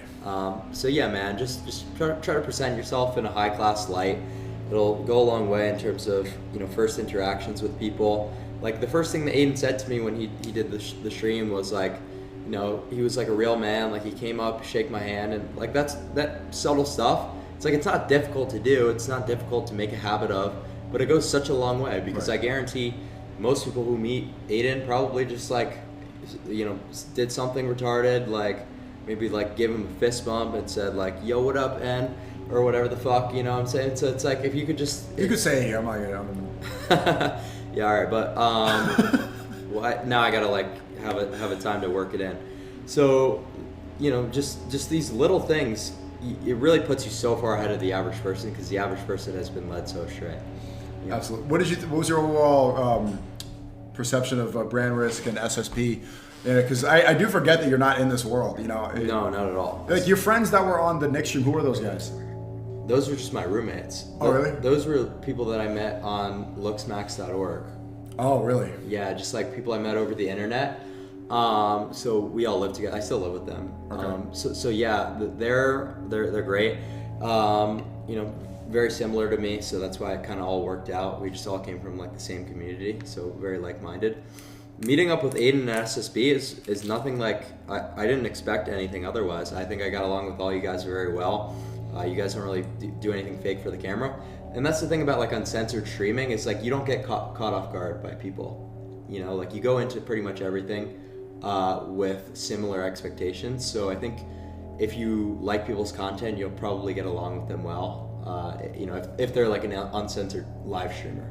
Yeah, see, I don't like that reaction. There's some people are calling it gay, but it's like when you meet people through the like most of my friends I've met through the internet nowadays. Like a lot of yeah, exactly. You know, like I met Steezy through the internet, through YouTube, and it's like just because we didn't go on a specific website, it's like all then like Aiden, pretty much everybody that I speak to on a regular basis was through the internet. So and I'm such like a different thinker. How do you expect me to find people just based on like my immediate? It's super autistic. Like I'm not trying to be insulting, but like what the stuff you're interested in is extremely niche and like. Well, yeah. Well, I'm obviously neurodivergent. Yeah, it's not like something I think is necessarily a bad thing, but yeah, no, there's no way you're going to be able to find friends like that you actually get along with. Right. Unless it's through like niche internet communities. And I don't think it's a problem at all to make friends through the internet. How the hell are most people meeting girls nowadays? It's through online dating apps. Yeah, man. Which I hate online dating apps. Oh, yeah. I know. I'm not a fan at all. I don't use them. Like most of the girls that I spend time with now, it's all through the IRL meeting. I like having that first interaction. The first impression is so important with people. Yeah, it sets the tone for the relationship. Right. I dated a girl that I met on Tinder, and it's like it was always going to be like a low class, fuck buddy type thing. Yeah, it's not gonna. And then I met a girl at a wedding one time, and that one went great. Yeah, that's a great. Yeah, exactly. But it's just really hard because how do you know at the same time, like you meet a girl on maybe a non-primitive environment, how do you know she's not just all the same on Tinder? You know what I mean? Right. So it is kind of difficult. You think about it, how many women are actually on Tinder, like what percent, and it really just becomes difficult to compete because this is how most women are meeting. This is how most people are meeting nowadays. I don't think it's right. I think you're absolutely correct about the cold approach thing. But they're still going to be the same people who are using the apps to begin with. True. Yeah, I know you're speaking for the average guy. Mm-hmm. I want to go back to meth. Is it long last? So I know it's a big switch. Is that a big switch? Hey Tinder, how about meth? This conversation like in a vacuum, it just sounds so stupid. Well, because people find it so interesting, dude. I do. Yeah, because like Adderall lasts like 3-4 hours. I grew up taking it. How long? Doesn't meth last like 24? It's 12. Yeah, 12-hour half. And do you lose appetite? Yeah.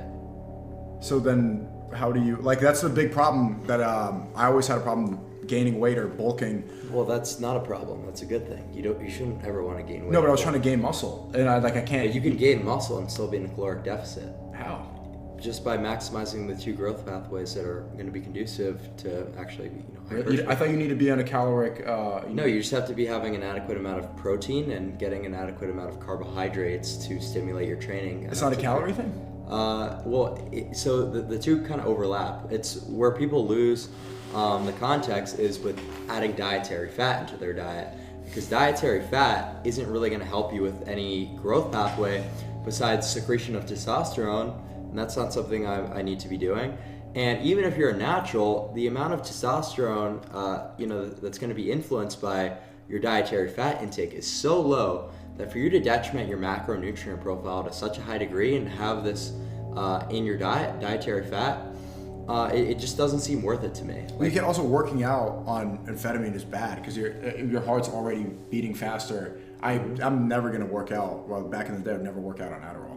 Yeah, no, there's no reason to, and I don't do that. Okay, so so how do you balance meth like within life? Like, because you have to work out. Well, you just work out in the morning and then dose after. Oh, yeah, you just sold it right there. Yeah, you're right.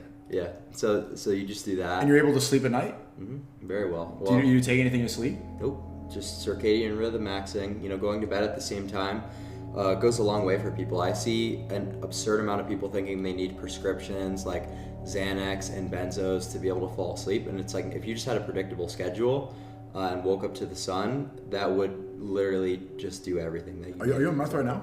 No. Oh, okay. I'm on no drugs at all. Oh, so you're not addicted? No. Yeah, see, that's the difference. I've never been addicted to any drug. I mean, maybe weed. I was retarded. I know. I smoked weed for like 10 years, and I was like, oh, it's not addictive. And then I realized that it would slow me down. Other than that, I've done a lot of drugs, and I never got addicted to anything. Exactly. Yeah. No. I mean, that's just like a willpower thing, to be honest with you. So no. I did smoke a cigarette today. They're all saying cigs. Nah. Yeah, cigarettes are just, rare occasion thing, and it's not as bad as the vapes because it's actually difficult to smoke a cigarette. Like, what did we have to do at Brandhurst? Like, we had to walk all the way out there. I smoke inside. In New York, I just smoke because I have a good AC thing, so. Yeah, I mean, like that would probably be a bad thing to Now have. I'm thinking about it, now I want one. It's really bothering me. Fuck. Yeah, I mean, nicotine's really good for your cognition, but I think you should just, like, almost switch to, like, the Zyn pouches to not have, like, I do Zyn sometimes, too. Yeah, because nicotine could be good. It's got its benefits, but... Cigarettes must hit on meth. Doesn't really, like, make a difference. Really? Yeah. Oh. Yeah, like, I don't... Really No, not make a difference, but just feel really good, because the... Well, it would be the meth that would make you feel really good. Like, that's like, drinking a bottle of whiskey and then saying, like, a beer, it's got to be great right now. You know what I mean? Right. Like, it really doesn't matter. So why did they add, in Adderall, why did they add the physical part, and not just the straight up dopamine? What's the point? I mean, just bad science, really. There's no reason to. Just to make it more of, like, and it also makes it more addictive. Because there's more use cases for it, right? It's like people taking it before sporting events. It just makes it more like of a utilitarian drug to take, and they want it to be addictive. They want people to not be able to stop taking it. I never got addicted to Adderall. Was like, it sounds so repulsive. People take it for fun or parties. I'm like, how the fuck? I just want to do it to Exactly. That's just homework. Like, that makes it more versatile if it's got a physical stimulant in it. That's going to make it more fun to go out and club, you know what I mean? So I just don't see that. If I'm on it, I'm at the club, I'm like, fuck, I gotta get shit done. Like, I gotta go edit right now. Well, right, but then, it takes your baseline down, and it completely changes the way the drug works for you.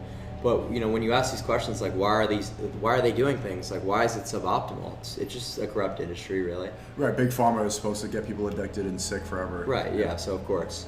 That's why, like, independent research is, like, a huge tool that I advocate for, but the problem is most people don't have the IQ to make proper discernments when reading research papers and, analyzing studies, so that's why it's just like, what do we do about this? Do you believe in ADHD and autism and that stuff, or is of course, yeah. Is it you believe that ADHD is real? Yeah.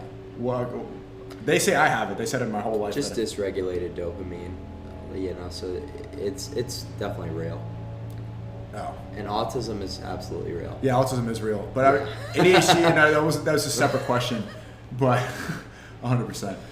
Okay, wait, fuck. Okay, what's the proof that ADHD is real? Just dopamine that's not regular. That's not. Well, that's like a harder thing to prove, but there's like a whole psychiatric profile for it. And it's just something that I think is enough of a difference to necessitate some sort of prescription stimulant than like the normal brain chemistry. It's kind of just like a spectrum, though. Like, I don't really think people should think of it as like a binary thing. Like, I have ADHD or I don't. Some people just might have slight dysregulation in their dopamine. But to give it like a term, I can see what you're saying, and like to give it like a checkbox. What about depression? Depression. Do you believe what the red pill space? Like, we've been pushing the narrative. I've been saying this for years that depression is a decision and a choice, and a lot of times it's definitely it's fixable. Yeah, I mean, it's definitely your environment. If you're have horrible environmental circumstances, yeah, you're gonna be fucking depressed. But is that to say that people with severe depression who are taking SSRIs don't have a differing brain chemistry that has their serotonin being completely dysregulated, and they've got a ton of different things going on in their brain that cause them to be in the state all the time? Yeah, it's like a lot of their brain chemistry is to be at fault, but I don't think I would go as far as to say that they should be on SSRIs and potentially modulating their brain in an even worse way than they would be otherwise. Mm-hmm. So yeah, it certainly is a real genetic thing, like depression. Do you know what your IQ is? No. That's another thing that is a cringe part of the internet. People making IQ claims, people relying on online tests, because you just start to become a better test taker when you're repeating these online IQ tests. That's why to actually have a certified IQ, You need to go in person, and you can't take them with too much frequency. You know, so unless someone shows me their certified in-person IQ test score, you know, I don't give a shit. You could tell if someone's intelligent or not. It's just not a metric that really means too much. And you know, a lot of it is not as well understood as people think. You know, with the whole race and IQ debate from the right wing. You know. What about bone smashing? Does one dude keep spamming that the whole time? Bone smashing, yeah. Bone smashing is amazing, but what is that? So it's where you're gonna punch yourself in the face, like, you know. So I know it sounds crazy, but just bear with me here. So you're gonna brace your head and you punch yourself in the face. You're joking, right? No, I swear to God. Do you want to see pictures of me bone smashing? Like how it looks? I believe you now. Yeah. So wait, Okay. how does it work? So you're bracing yourself. You don't have to do it, and then you're hitting real hard. And what this is doing is this is creating microfractures. And according to Wolff's law, the bone is going to grow back stronger. And not only that, but you're also getting a lot of inflammation and swelling. So it makes your cheekbones look a lot bigger.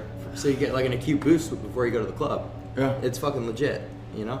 So it's just all these different things. It seems so autistic, but it has real logical use cases.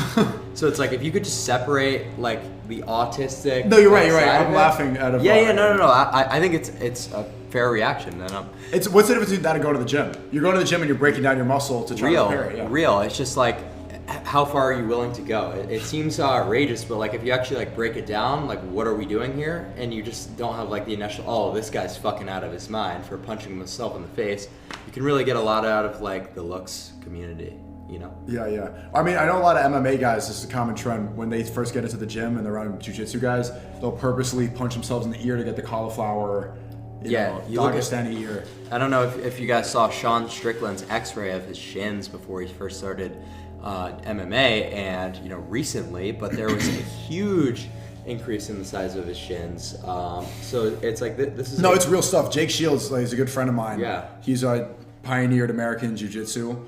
Mm-hmm. Bro, his legs feel like concrete, bro. Like if he does like absolutely. he's like doing like a little kick to practice. Right. You're like, holy shit. No, yeah, absolutely. That I don't understand how those guys eat those, you know, shin kicks or Fuck like that, bro. Checking a kick with your shin. Oh my god. Yeah, I can't even begin to imagine. But Sean Strickland should work on his.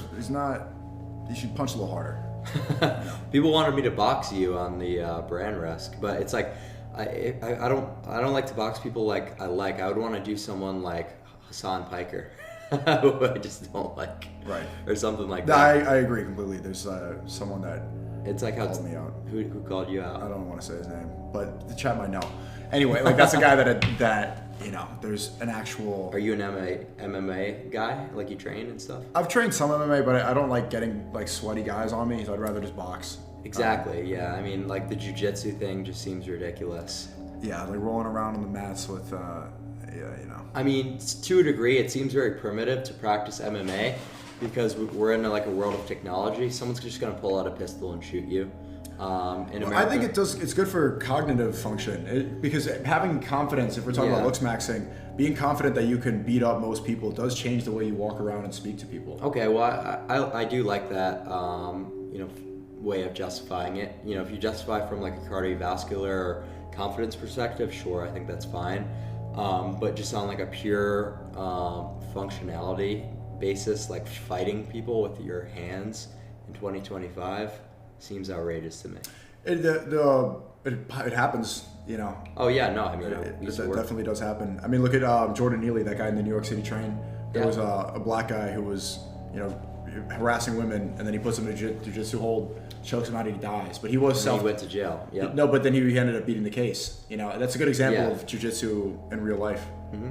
Yeah. Well, when stuff like that happens, like I would almost just take the bystander pill, man. Like nowadays, like really, because you help out like all these women who probably like hate you as like a white guy, and then what happens? That's a like, good point. You get your life completely thrown. But then that's how we're all divided. If we just all see each other as libtards and everything, like, shouldn't we try to transcend that and do the right thing anyway? It's like you should, but like if you live in a society that's not going to reward you for it, you just get punished and shit. There's no reason for it. You almost have to let things like go to hell so that we could actually like reevaluate things on a broad scale for things to go well. You don't think so? No, I think that's a defeatist mindset, and you need to have people that, regardless of the situation, will do the right thing. Like, even know that the libtarded woman still hates you, but just because she's a woman, lead by example, and then show her that this is what men are supposed to be doing, and hope that this is gonna change her mind. Yeah, it's just such a small scale to like ruin your life over, you know, like defending women who hate you. Like if that guy was able to just get away with that scot-free, I think it'd be a totally different story. But I don't really think it's a good idea to tell people to throw their lives away. What about that girl in that Ukrainian girl in North Carolina? Oh yeah, that's like, don't you like? That's just horrible. Shouldn't somebody? You know, that's how more girls like that get stabbed in the train. If white people are thinking, or people that are thinking that, okay, I'm not going to defend her. She probably is a libtard. She's a girl. Yeah, no, of course she had like a BLM flag in her college. I mean, look, every girl does that. You know, they're just like right. dumb. Yeah, well, exactly, Young. and that's why, like, you know, a girl will ask, like, you know, why do you not want me to go to this party alone? And it's like, you know, because there's literally people that will just like kill you, you know, walking around. So that's like the first thing. But you know, what is someone supposed to do in that situation where a guy just like pulls out a knife and stabs someone? That could happen to fucking anyone. Mm-hmm. So it's just, you gotta have, like, you know, all these criminals, like, just you can't have them around. You know, you have to rebuild the society as a whole instead of just like advocating for good Samaritans. You know, what would you do if you were president or prime minister, chancellor of America? What would I do? How would you fix the country? What would be your first course of action to fix society? My first course of action to fix society would be certainly like having some sort of military presence in like all the cities would absolutely be something I would do. So Andrew Tate advocate for that in London. I think that's a really good idea, but it would have to be done a little bit differently than having tanks rolling around. Just like more of like a low key, just like huge like militia force that's not like really, you know, interrupting like the day to day. So I would do that because like the crime is the biggest problem. Like it's really ruining all the cities, and that's like one of the main drivers of the economy. And if you can't even live there without worrying about being killed, you can't even ride transportation, how are you supposed to run a country? Mm-hmm. And I think, you know, there's certainly a lot of problems with immigration, legal and illegal, that need to be addressed. Like I think the H-1B thing was certainly a step in the right direction, because it just doesn't seem fair that people are going to these universities paying like... Wait, how was H-1B a step in the right direction? No, the thing where it's like you have to pay $100,000 for H-1B visa. Oh, okay. Workers. So I think that was a step in the right direction. Whereas, you know, it makes it more, you know, of a good idea for companies to hire domestically, hire people who are actually, you know, going to universities in this country. Because if you're not allowing people to graduate college and come into a workforce that has some sort of way to accommodate them, you know, you're really going to have a horrible result. You're going to make university not an attractive thing. So immigration is a huge problem. And I think people should stop worrying as much about, you know, the GDP as they should be about, you know, more of the societal and cultural things. I think that, you know, having a lesser GDP and having higher taxes, but getting something like really substantial out of it, well, acutely, it might not be the best thing in the world. You know, maybe the economy will start to suffer slightly, but over time, things will start to really improve. How are you 19 years old? Did you just hear that chat? Like, imagine someone in the chat was saying, compare this to 19-year-old Neon. I'm like, yeah, like, how the fuck are you 19? Did you just hear what he said? This thing, bro. Thank you. What do you think is the, I'm not trying to glaze, but like, what is the source of that? Like, how the fuck are you speaking this way at 19?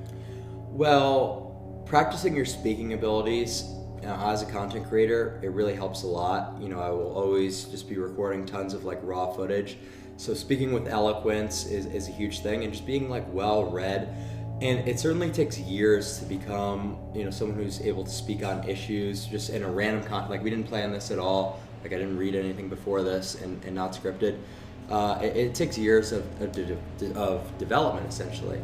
So what did I do throughout high school? Did I go to parties? No, I sat on my computer researching. You know, so these were opinions and these were things that were learned and really like hardened over time. So that's kind of how I'm able to do that. More people are asking about the dick extender. But you did. I want to see my coffee's here. I think it was delivered. Absolutely. You want one? No, I'm good. Anyway, sorry for the political rant, Chad. I know that's not here. that's not really my thing, dude. I don't think I've ever gone this into politics before in Really? my entire content career. So you might have just Unlocked a new part of. I mean, I like it. I think it's good. I think it'll make my streams a little more, in depth, and Yeah, for make sure. my character maybe a little bit more well-rounded. Yeah, it adds another good element. Yeah, Would you vote for Nick Fuentes to become president? I think so. Yeah, I think so. I would definitely think that Nick would be good. That's yeah. I would say yes. Yeah. I'm actually surprised that you showed a little bit of apprehension.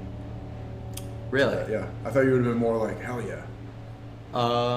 Yeah, I mean, it's just, I don't know if I agree with Nick on everything, but I think I agree with Nick on enough to say yes, Okay. I would. Do you recommend getting leg lengthening surgery? For the manlets in the chat, what would you recommend they do to fix their...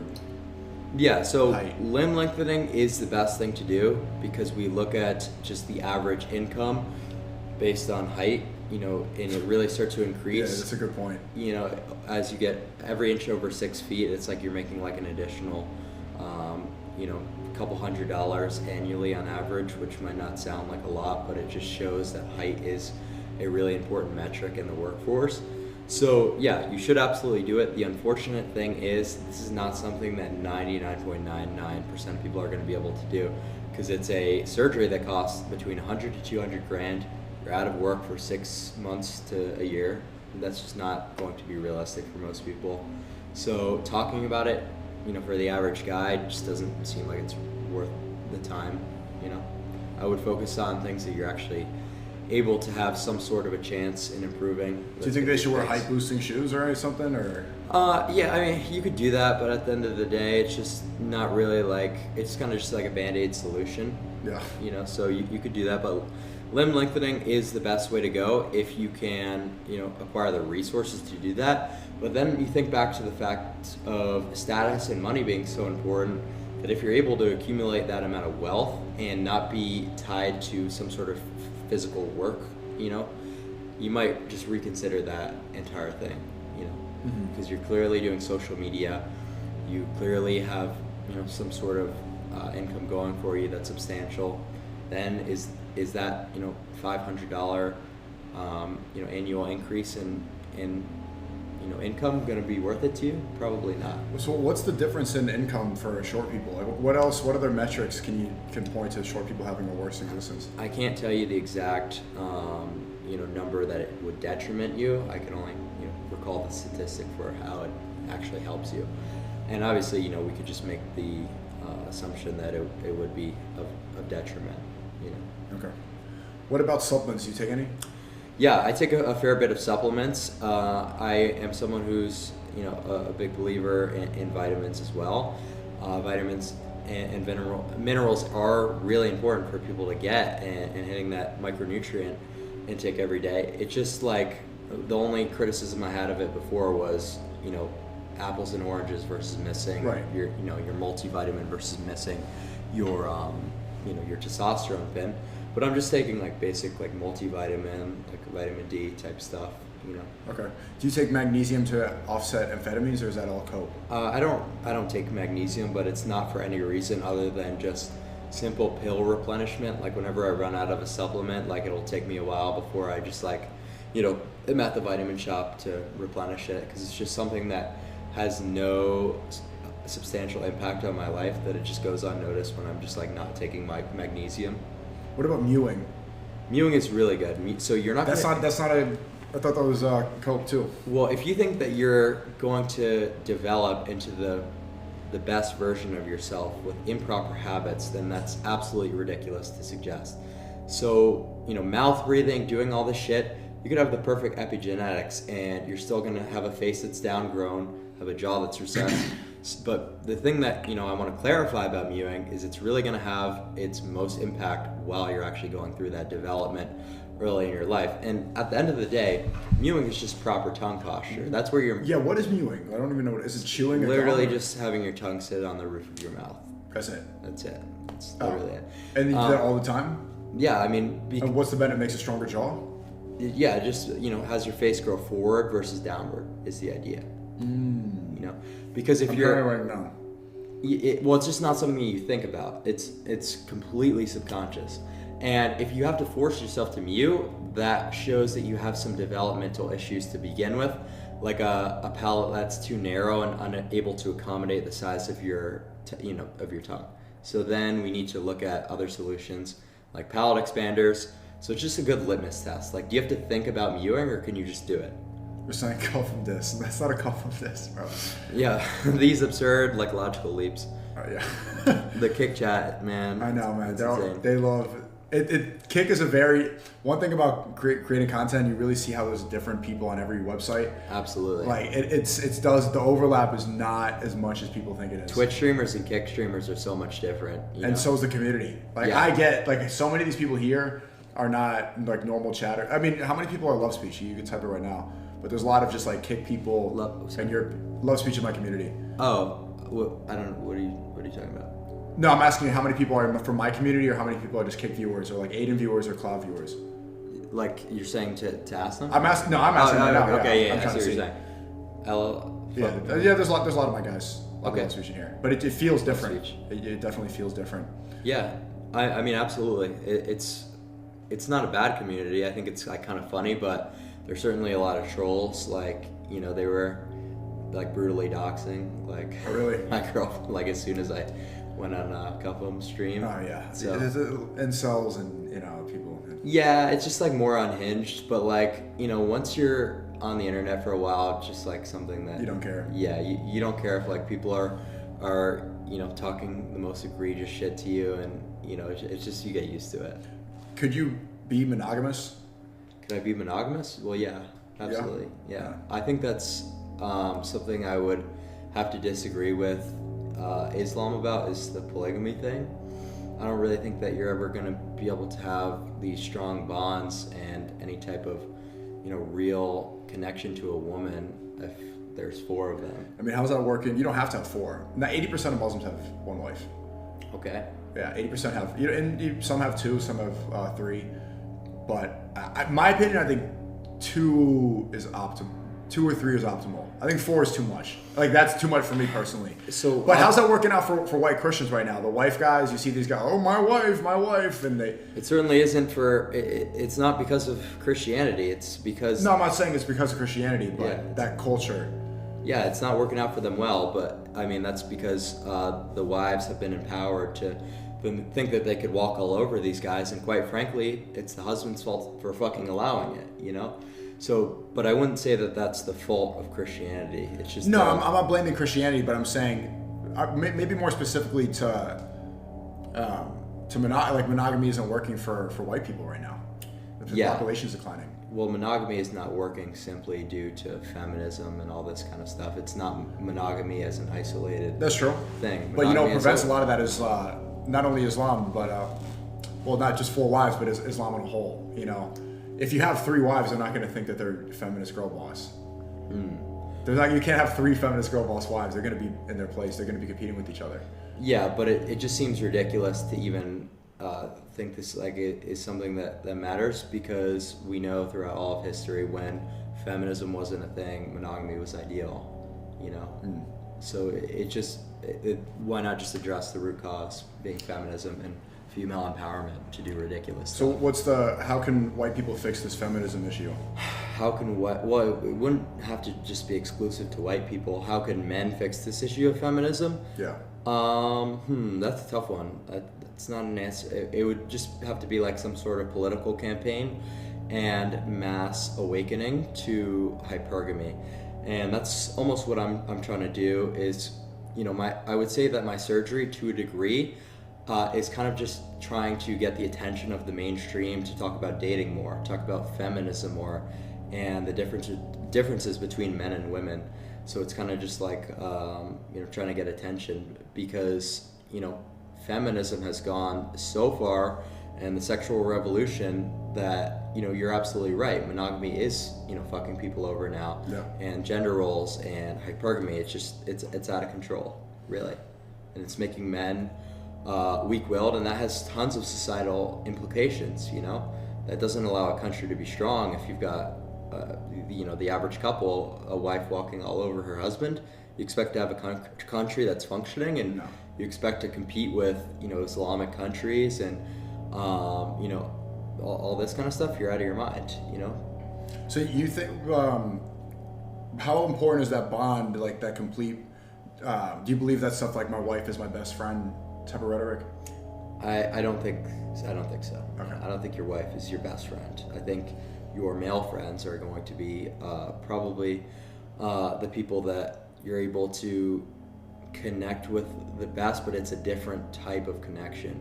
Like you're always going to be able to have the best conversations with your male friends and have the most good times and the most memorable times, but like it's more of like a spiritual connection to a woman. So it's just apples and oranges, really. Mm-hmm. You know what I mean? So there's no point. I don't think that's the right way to phrase it. Best friend. Right. It's just a different type of connection. Is what I would say. Okay. But do you think when men start looks maxing and they become the guy that is able to take advantage of hypergamy, should they remain monogamous? Like why?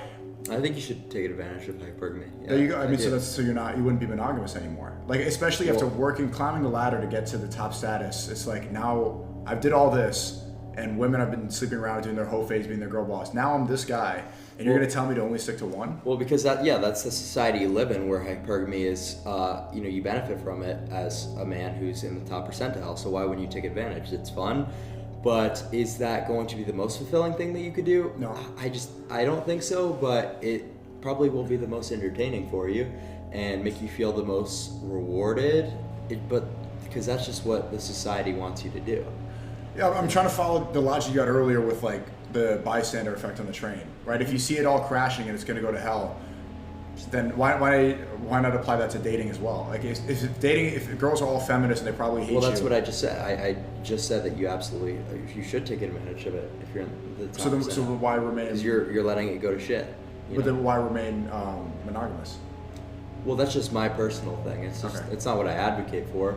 I just don't think that there's fulfillment in my life personally with like a bunch of whores and stuff like that. Yeah, quite frankly. It doesn't have to be whore specifically.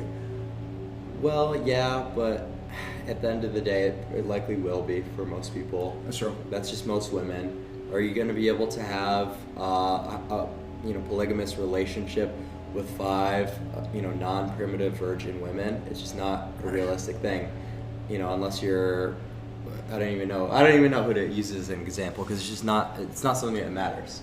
Yeah, but I would say we can move on after. But if the most fulfilling thing is probably your mission, your goal. It's not even women. Yeah. And unless you're settling down and getting ready to have kids and a family, then I can understand having a different relationship with women. But for the guys that are like climbing and trying to improve, right? Women are entertainment for the most part. Right. And that it does prevent a lot of women from being able to take advantage of you if you see them as, things to, not things, but if they see them as people to just have fun with, it's entertainment. Right. But then we go back to the question you asked earlier: how many hours a week do you spend on women? When it becomes entertainment, it becomes a waste of time and not something that's actually going to, be fulfilling to your goals. If you're constantly spending your time on Tinder dates, that's not productive. But it could be something that is therapy for your soul to have a monogamous partnership with a woman that you actually like and that's actually able to uplift you. So that's kind of where they're a little bit different. But if you've got, your life in order, once your income starts to become passive, and you want to fuck around with a bunch of girls after you ascended, you know what I mean? Who am I to say that you shouldn't do that?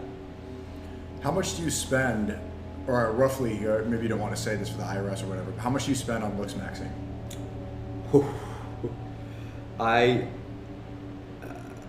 So much more than people could fathom. I mean, but it's more of just like a comprehensive, improvement protocol rather than just like a looks protocol. Like I'm doing a lot of things for cognition that are probably the main drivers for the cost. But in terms of looks maxing, probably just a few $1,000s a month. What are you doing for cognition? A lot of nootropics. I'm really into nootropics. I don't know what those are. What is that? So just things to, aid in like neurogenesis and like upregulate certain, pathways in your brain, certain receptors. Just make your brain function better. Make you be able to focus. That's something that I like to talk about a lot on social media as well. Yeah, I don't know. Where can I start? I want to start taking it. Those are good for you, right? That's not going to destroy something. Well, nootropics, they could be if used properly, but there's a lot that has to go into your research and your protocol, because things don't work forever. There's a lot of nuances. Like there's certain things that I take, like for example, dehexa, that's going to aid in synaptogenesis, which means you're creating new brain synapses over time, and you're actually able to get a lot smarter. So that's a nootropic. That's an example, but there's a lot of skepticism based on the lack of research behind and the lack of human trials. So you could potentially get like something like a tumor in the future if it comes out and 10 years from now that's something that's a carcinogen. So it's like nootropics can certainly be bad, but I think that they're phenomenal. If you really wanted to learn about nootropics, I would watch like Derek does a lot of stuff on that. Derek who? More Plates, More Dates. Oh, okay. Derek More Plates, More Dates, like Leo on longevity. So it's a pretty like mainstream thing. A guy in the chat keeps saying Tonkat Alley is a nootropic. Yeah, technically. Oh, really? This is not something that's going to be comparable to the things that I'm doing. Okay. So I'm using another thing called cerebrolysin, which is outrageously expensive, but it's really good for neuroprotection when you're using things that give you an excess in dopamine, like stimulants. Yeah. Because dopamine, while it's really good, it's very neurotoxic. There's other things like drinking is neurotoxic. So I'm using these things to offset the neurotoxic. Yeah. Do you get an amphetamine crush? Not really noticeably, because it usually works out that I finish my work at that time, and I'm using such low doses that it's not like something that I've built a dependency to. It's more of just I feel better when I take it. I don't feel different when I don't, and that's how you have to remain on stimulants. And once there is a deviation from that principle, that's where we run into issues. Yeah, I wish I could have been more honest about Adderall early. Like early in my YouTube career, I think Adderall was like one of the main driving factors to help me get from one level to the next. Oh yeah, it really changed my life. It's like the movie Limitless. It was super, and I just didn't want to talk about it because it has all the stigma. People think you're an addict and this stuff. But it's like I've never been addicted. Yeah, that's the one thing. Who gives a fuck about the stigma of things? Well, no, because it's not just the stigma. It's not because of the judgment, but you don't want to encourage people to start taking it, and then they're gonna fuck themselves up and die. Like psychedelics, for example. I'm sure you're not a psychedelic guy at all, right? No. I think psychedelics are a fucking joke, quite frankly. I've taken LSD before. Did you have a positive reaction to LSD? No. LSD was like also changed my life, and I would never take it again. I have no need. Exactly. So LSD, it can be really good. It's like on paper, it's got a lot of really good benefits for your brain. Like it makes your brain, you got like a lot of neuroplasticity from taking LSD. So it could help with your cognition quite a bit. Just completely separate from the introspection that you gain. So just like on a purely cognitive level, it is a good drug.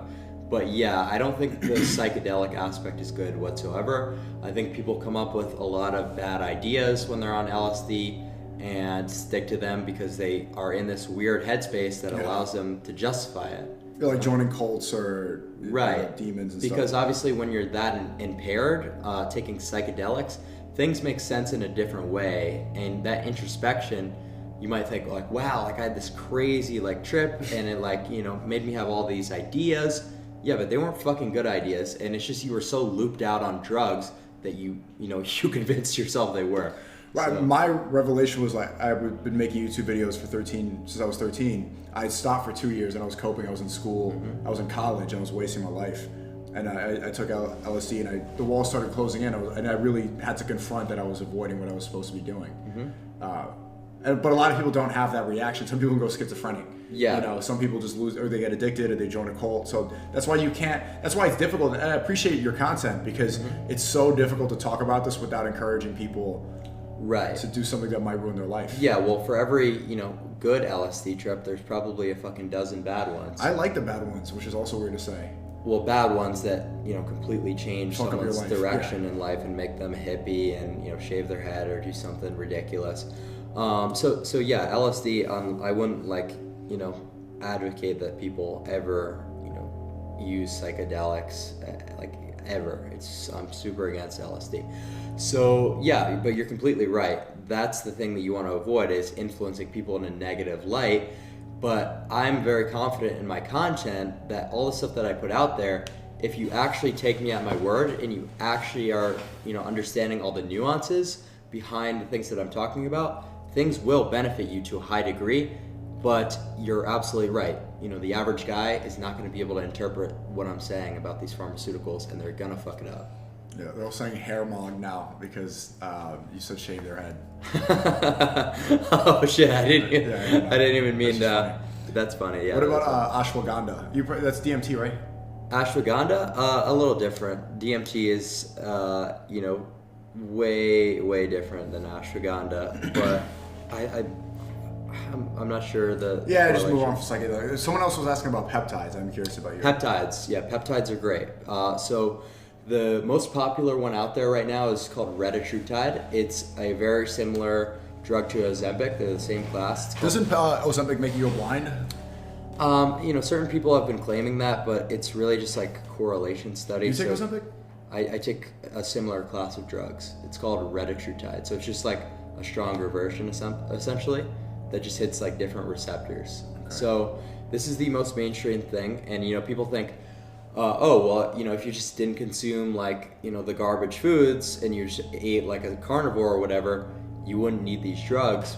But the response that I would give to that is if you've got people so intended on fucking up a society, you're not going to beat them based on your willpower and your resources in most cases.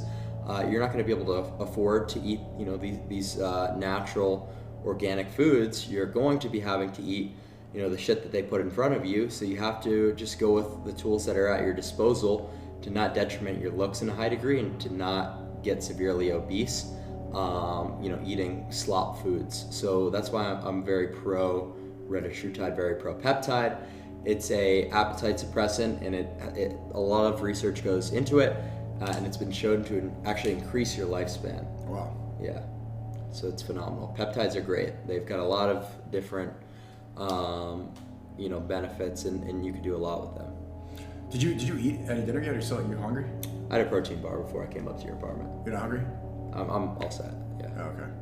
I want to get some food in, but I have to finish uploading this video. What, were you gonna order stuff?